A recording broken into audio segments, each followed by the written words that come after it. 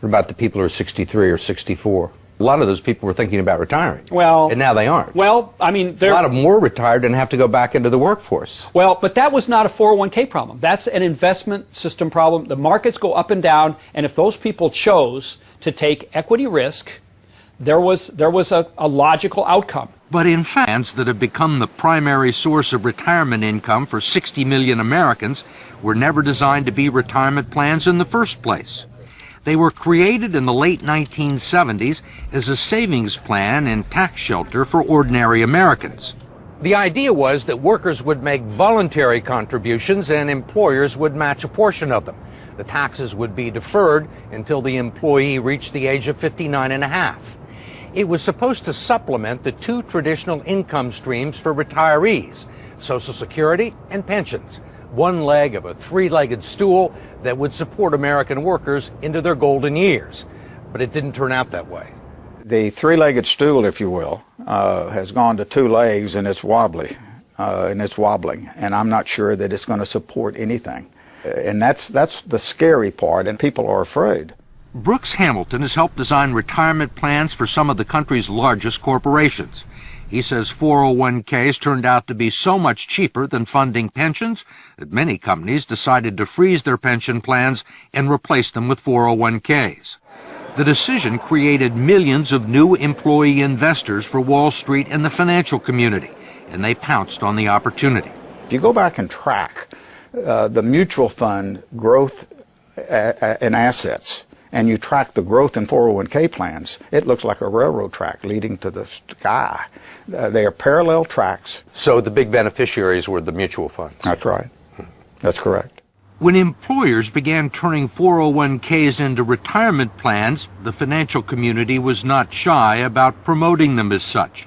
The prospect of trillions of dollars in the hands of unsophisticated investors opened the door for all sorts of potential abuses. Tried to just put in some disclosure and transparency in these fees, and we felt the full fury of that financial lobbying. David Ray, a lobbyist for the 401k industry, says he favors disclosing the fees, but his partners in the financial industry don't. You think most people know these fees exist? I think they know that there are fees. They don't know exactly how large they are. Why do you think the financial services industry is opposed to fee transparency? I don't know that they're opposed to it. I think the issue is... You don't think they're opposed to it? Well, they want to keep... You're a lobbyist in Washington, right? You know they're opposed to it. George Miller hasn't been able to get a bill to the floor. I think they want to keep the systems as simple and not make changes.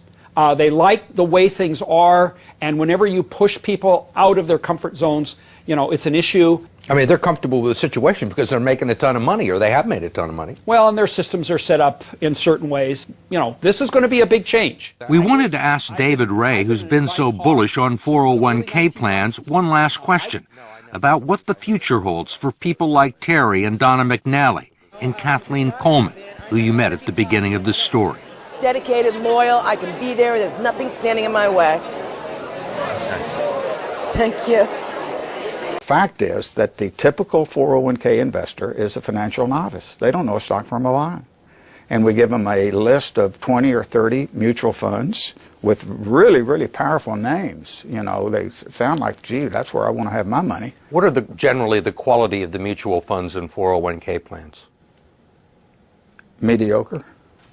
I'll be real honest with you. With half the funds on the list, really dogs, what people would characterize as dogs, shouldn't be on the list to start with. There clearly has been a raid on these funds by the people of Wall Street, and it's cost the savers and the future retirees a lot of money that would otherwise be in their account, independent of the financial collapse. Representative George Miller of California is chairman of the House Committee on Education and Labor and a staunch critic of the 401k industry, especially its practice of deducting more than a dozen undisclosed fees from its clients' 401k accounts. Now you got a bunch of economic wizards jumping in and taking money out of your retirement plan, and they don't want to tell you how much. You can't decipher it in simple English, and they're not interested in disclosing it or having any transparency about it. And most of the people that look at their 401ks have no idea that these fees are being taken out. No. Where would you find it? Where would you find these fees in this prospectus?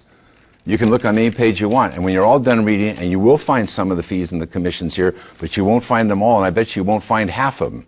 There are legal fees, trustee fees, transactional fees, stewardship fees, bookkeeping fees, finder's fees, and the list goes on and on.